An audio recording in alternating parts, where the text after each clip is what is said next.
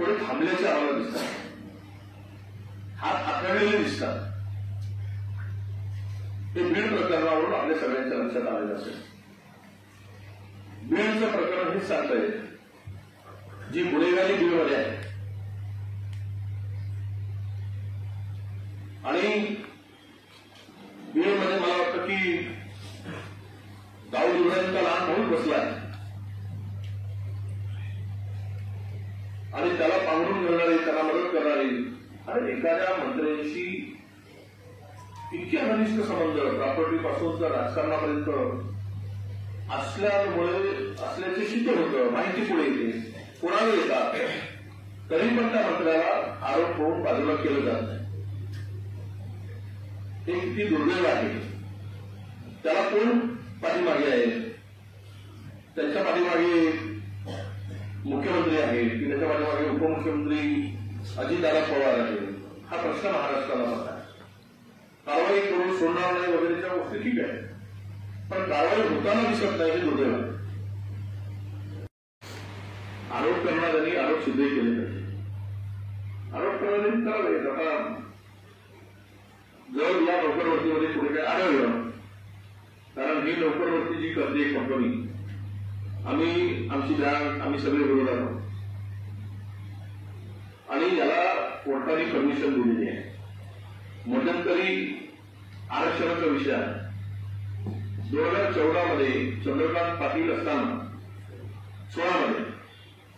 2016 मध्ये 2/12/2016 अभिप्रायाचं जे विधी आणि न्याय विभागाचं मत आहे, सरकारचं भांडवल नसेल तिथे आरक्षण लागू नाही असा निर्णय लहान ज्युडिशरीचं मत घेऊन सहकार विभागाने 2/12/2016 दिला. त्यानंतर बँकेने वारंवार पत्रव्यवहार केला. 11/9/21 पत्रानुसार आयुक्तांनी निबंधक सरकारी संस्था महाराष्ट्राच्या पुणे या बँकेला आरक्षण लागू होईल का याबाबत जे मार्गदर्शन मागितलं गेलं त्यामध्ये ज्या सरकारचं भांडवल नाही त्या ठिकाणी आरक्षण लागू होत नाही.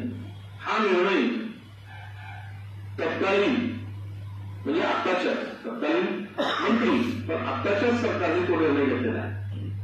त्यामुळे अर्धवट माहितीच्या अधिकाऱ्याने नवीन आलेल्या लोकप्रतिनिधींनी अधिकच मिळून स्वतःची कसरत करू नये. परंतु चंद्रपूर शहरातील मुख्य रस्ते आपण पाहिले तर मुख्यमंत्र्यांच्या कार्यक्रमाच्या वेळेस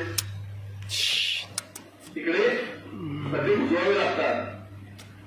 महानगरपालिकेच्या मुख्य रस्त्यावरून प्रवेशद्वारातून आपण किल्ल्यामध्ये प्रवेश केल्यानंतर शहराची ओळख जिथे निर्माण होते तिथे त्या खड्ड्यातून हे दुर्दैवानं म्हणावं लागतं. तर मग विकासाला आपण किती गंभीर आहोत विकासासंदर्भात हा खरा प्रश्न. या सगळ्यासाठी आम्ही बघतो की मंत्र्यांची खतखत, बंगल्यांसाठी भांडण,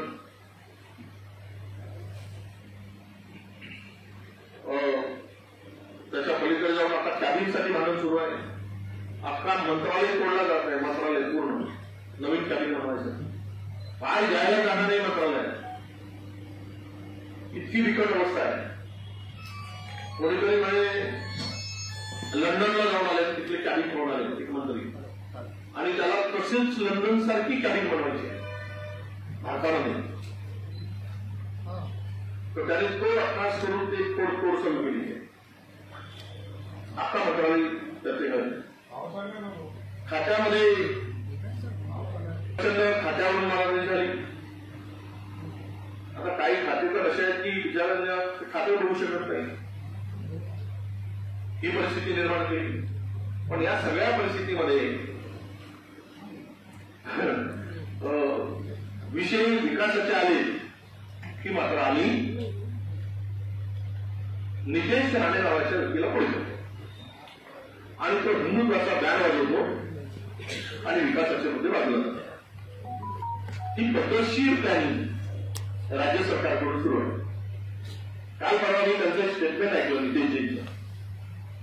की कोकणातील 56 जागावर वक्फ बोर्डाने दावा केला, बंदी दावा. मी माहिती घेतली, असा कुठलाही दावा वक्फ बोर्डाचा नाही. ही माहिती घेतली होता, त्याच्या विषयावर आपण सगळी माहिती घेतली. मला नेमकं काय असा कुठलाही दावा त्यांनी केला नाही. म्हणजे काय की तुम्ही महागाई वाढवून टाका, लोकांना शाळा, लोकांचं लूट करा, लोकांची टॅक्सेस वाढवा, आणि ज्या वेळेस तुम्ही उभे व्हाल त्यावेळेस आम्ही तुम्हाला हिंदुत्व सांगू आणि त्या महागाईवर पडदा टाकू, लोकांच्या अत्याचारावर पडदा टाकू, गुन्हेगारीवर पडदा टाकू.